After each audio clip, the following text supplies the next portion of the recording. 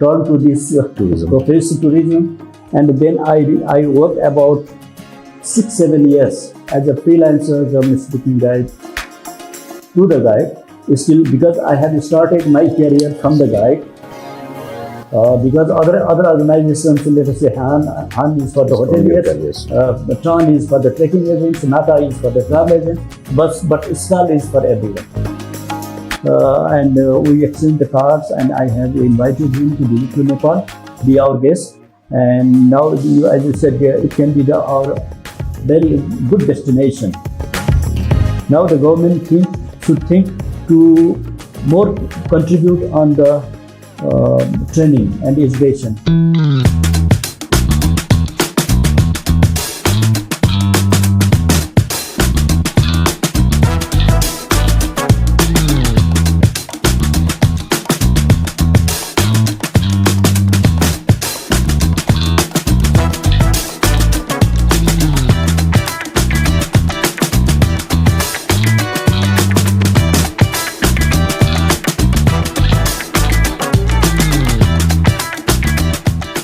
Hello and welcome to NepalTraveler.com. We are back once again with another episode of Nepal Travel Trade Talk. Joining me today is a veteran from the tourism industry, from the DMC, who's been promoting Nepal and the region, Mr. Ramesh Luintel, who is also the president of SKAL in Nepal. Welcome to the show, sir. Thank you, sir. Thank you, Mr. Lee. Thank you. Thanks for inviting me for this small talk. Thank you. So, first, congratulations. Now you're the president of SKAL. And maybe we always start our talk with a little background to yourself, how you entered into the tourism industry and the journey. Yeah, it's an interesting story. I mean, I have studied in the school and afterwards in the college, economics. I've done the graduate in economics and started the work in a bank. The bank job did not I was feeling a little bored or something like that. It was not interesting. And at that time, you see, it was a matter of 40 years back. At that time, as a young man, I wanted to do something extra, something activity, the extra activities or something energetic, something like that. Then I got an opportunity to study German language in Kathmandu. That was even first time in Kathmandu. German language started by Goethe Institute, Ganwal. And our teacher was Mr. Bhuvanchan, Michaelson. He's well known as Michaelson. He's a Nepali, but he lived a few years in Germany and then came back here, and they started this Goethe Institute in Kathmandu, and he was our teacher. So I did 2 courses there. Then I thought I have to carry on this a little bit further. Then I went to Pune.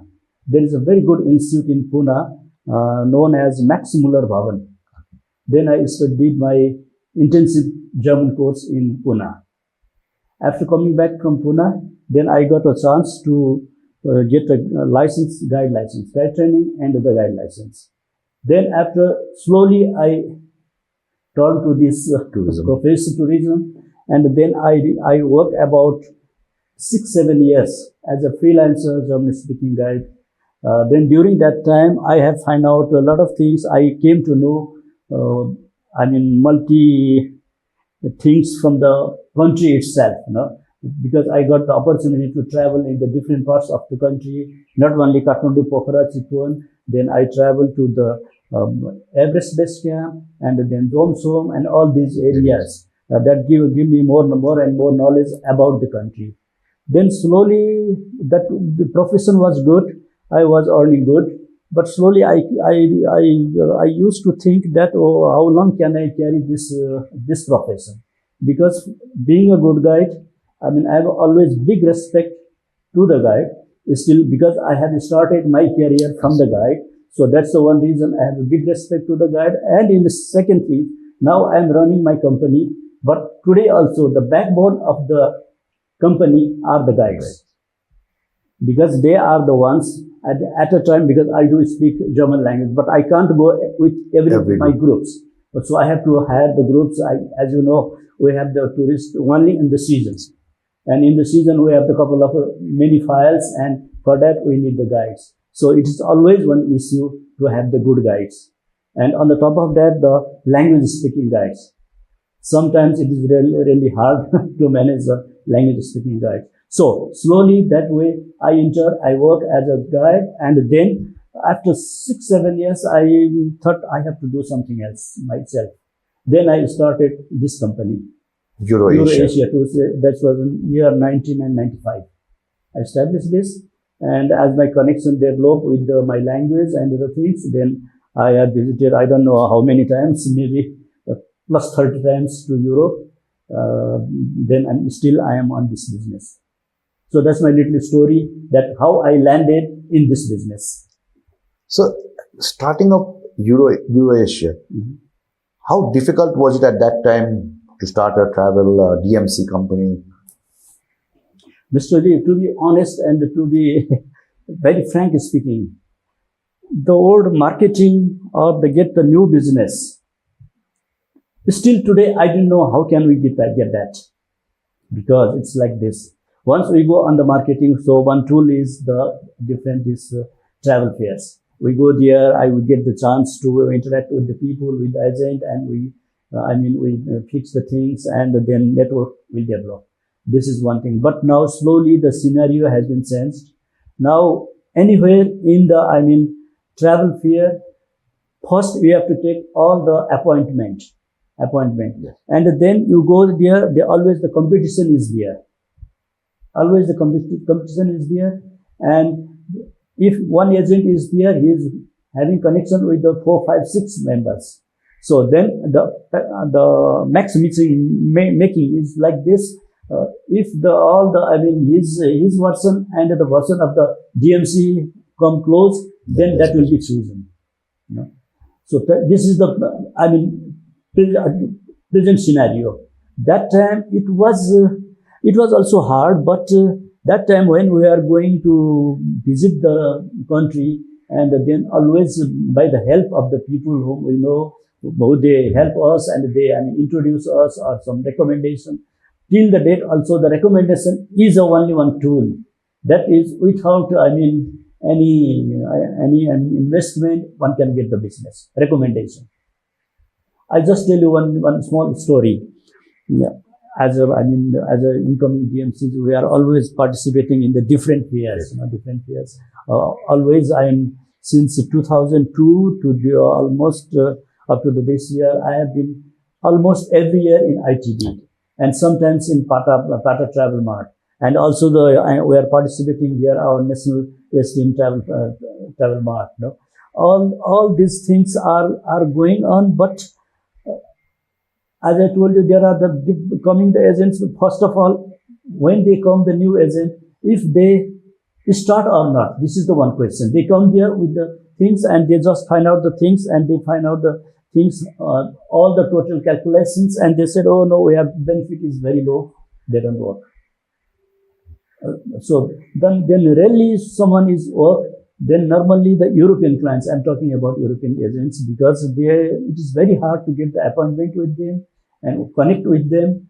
But when once it is decided, normally they stay with you. They stay with you. They don't go $10 cheap or costly, they don't mind. But they see always how you work, your honesty. These are the things. And at that time also, as I said, the main things is always this participation on the travel fairs, and the second one was always the friend circles. The relationship. Now slowly, what I notice now is I'm getting older. Now I'm on the, you see, 1995 was the year I established office, and now I am almost heading to 70. So I am now not working full time now. My daughter is looking after the company. So I'm just working as a sort of, not the consultant, I would like to use the topic word, but I'm working only mentor, only 3-4 hours a day, something like that. And you're working as president of SKAL. Yeah, as president of SKAL, yeah. So tell us about that. How long have you been with SKAL, and now that you're the president, what's that experience been like? Okay. Regarding SKAL, actually, I never know about this organization. Although, as per the history now, when I became the president, then I came to know that in 2003, Nepal has organized SKAL Asia, but I never know that, and nobody has explained this also in this call. But now when I am okay, in my engagement in this SKAL is 2013. From 2013, I entered in this SKAL. Then after entering, after 2 or 3 years back, I joined the executive committee. I work as a member.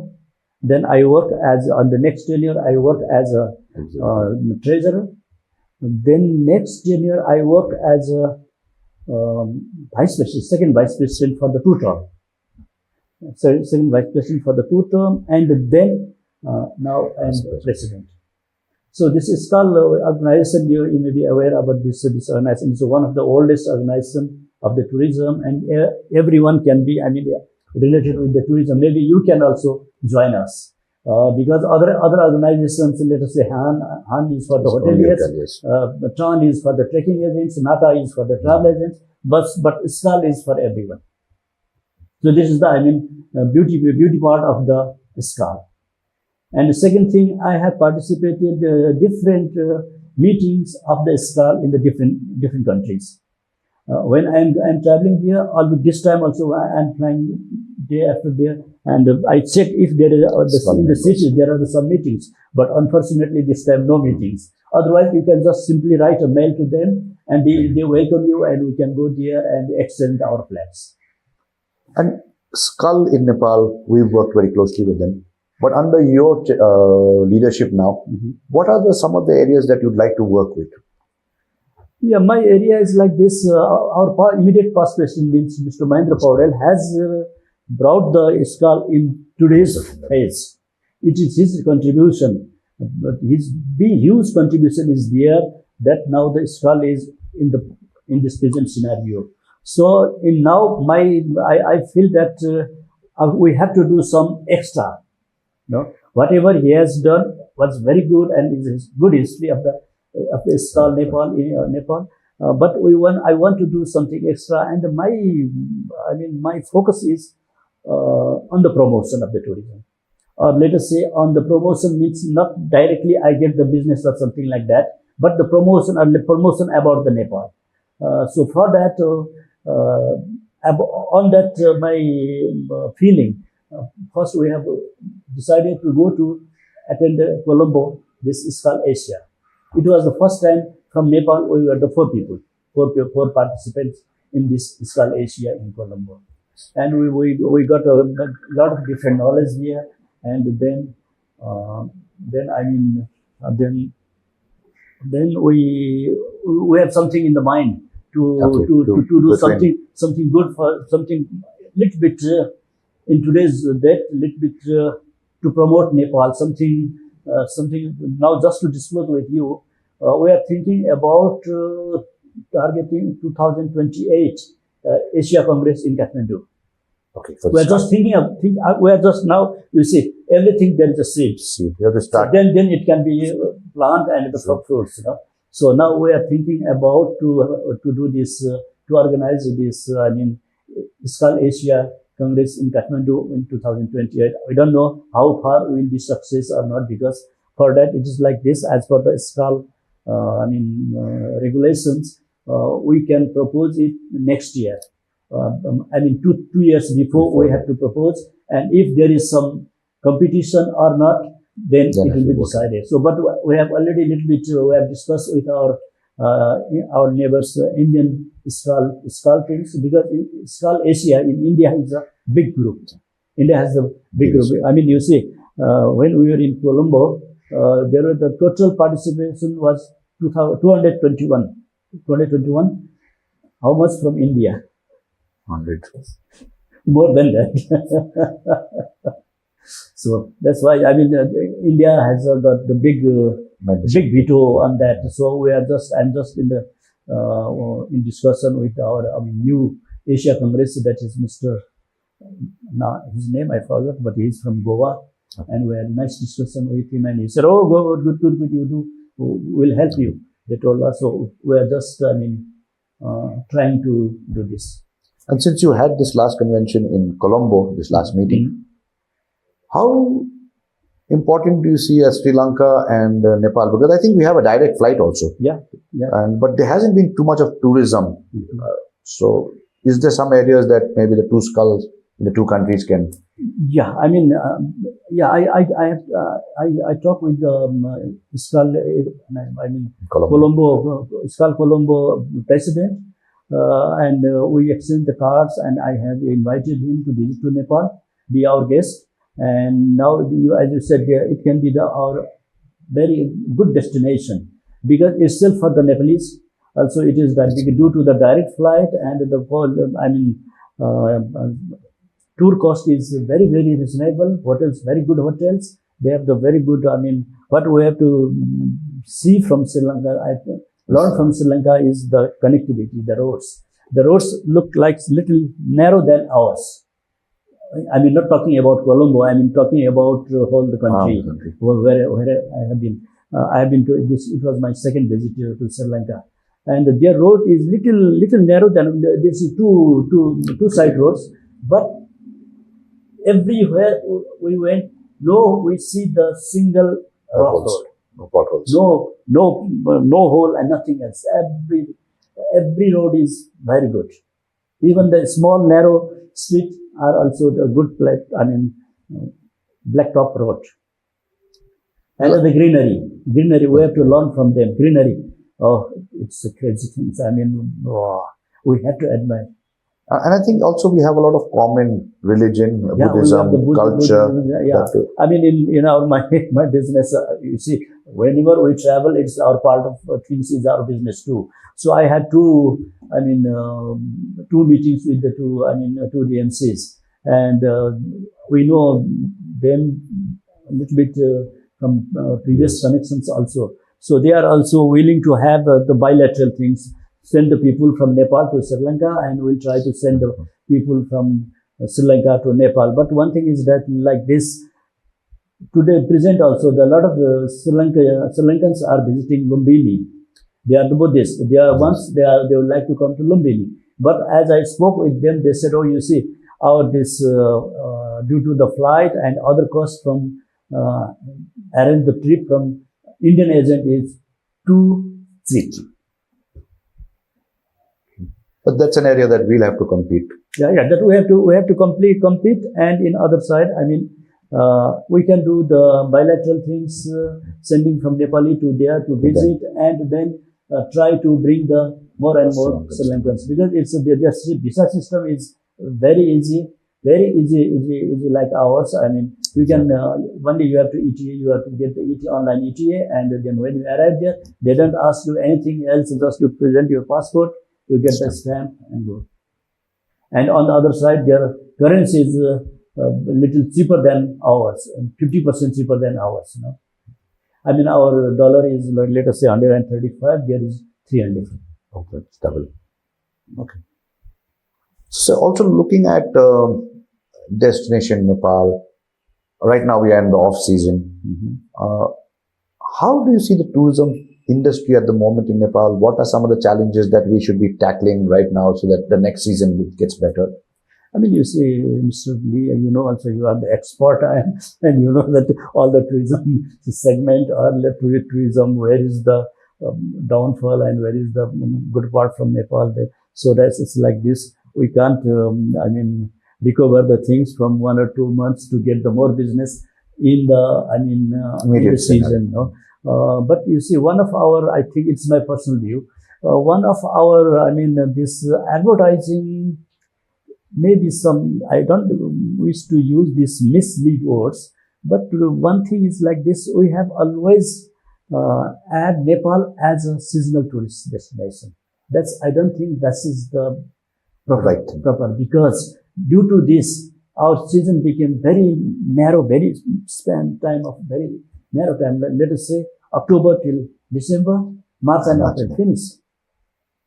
But when you see the Nepal, when we travel ourselves also in the different parts of the country, and besides 2 months, July and August, round the year, there are beautiful things. We don't have that much of sin. We don't have that much of heart. So even I sent the group in the May in Chitwan also they don't complain. They are little hot in the daytime, okay, but now we have the proper, I mean, good properties and the AC facilities, and so everything is going well. So I think we have to change this our ad. Our marketing that, and the way our we marketing position way, it. because we think when the people come to Nepal, they must see the Himalayas. Yeah, okay, if they like to see, they can take a mountain flight or the helicopter tour. But we have a lot of other things also. I mean, without seeing the, Himalayas also, one can enjoy the Nepal. tour. You know? So that's why we have to change this scenario that only in the season time. How do you think perhaps Nepal Tourism Board and all the associations can get together and improve tourism? What are some of the areas that we should all jointly be saying, no, this 1, 2, 3, these are the most important. Let's all work together for these. You see, I mean, for the development of the tourism, because when the people are coming and when the people are visiting, there are the different concepts, different aspects, and they are looking the different dimensions. And so much, really, I mean, the anthropologist he is looking for that. Someone are, I mean, this animal rights person. So they have the different things, you know. So, but what we have to do to develop our tourism is, I mean, as our political leader says, oh, we have two big nations, left and right. So we have a big market, but we have to find out what the interest of the people, from the left or from the right. Then we have to try to fix the things accordingly. So, number one, always our lacking in tourism, as you know, is the connectivity, because we don't have our national carrier is not that much sufficient. They fly only in the neighboring countries, and if we want to, now you see, when you see the hotels, every second month is up and one hotels with a lot of investment. So what happened if they don't get the sufficient clients? What happened with the investment?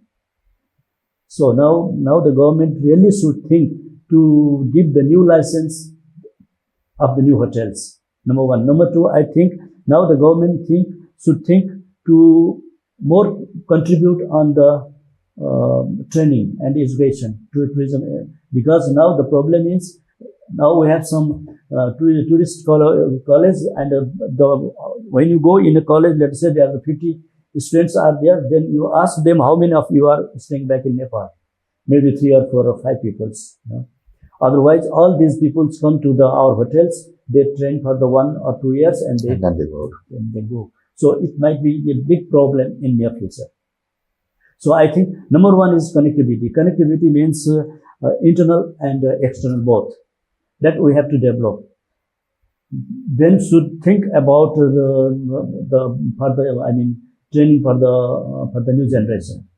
We have to produce more and more students. Either they stay in Nepal or go in the abroad. They will get the good job in the abroad also. As a final question, sir, with SKAL, and you have a decently good amount of members who are quite influential in the overall tourism industry. What will we see happening now in the next 1 or 2 years when you are the president? Yeah, I mean, I always supported and always discuss. I talk with our past presidents, all the influential peoples, as you know, Mr. R.R. Pandey, Mr. Praveen Pandey, now Mr. Mahendra and Bhola sir. With all them, okay, now we have done, our president has done very good job. He brought our association in the press. Now we have to concentrate on the promotion. So my topics will be on the promotion, but how? This is the questions. So maybe we are just talking, and we have already talked a little bit about this Asia Congress with the Nepal Tourism Board. With Nepal Tourism Board, maybe we will try to do something, activities for the promotion. What sort of promotion, that I can't say right now, but we are discussing on this, and you see, we have do some nice. You see, marketing, as you know, marketing everywhere you do the marketing, there will be some result. everywhere. I mean, if the result is, 20%, 30% or 40%, we never know, but there will be always the result. So we have to dedication on the marketing. Maybe you see very simply now, you see all the North Indian side, these cities are becoming much more prosperous. And the people, they did not know a lot about Nepal. When we go there and make the marketing, that will bring something. I think so.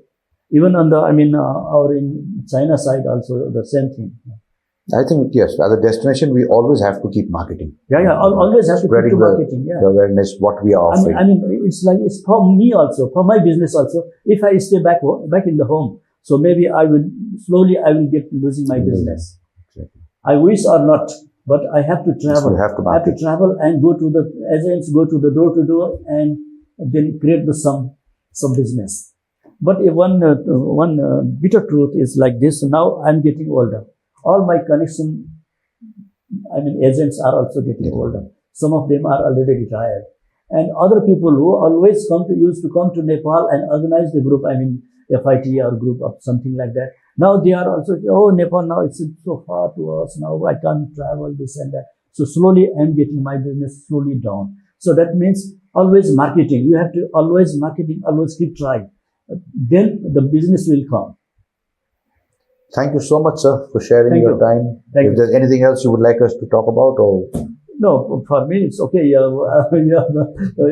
you want, or if these small brothers they wish to know something about from me, you are welcome. But otherwise, thank you so much, sir, for the time. Thank you. So thank you, sir. Thank you for taking the time.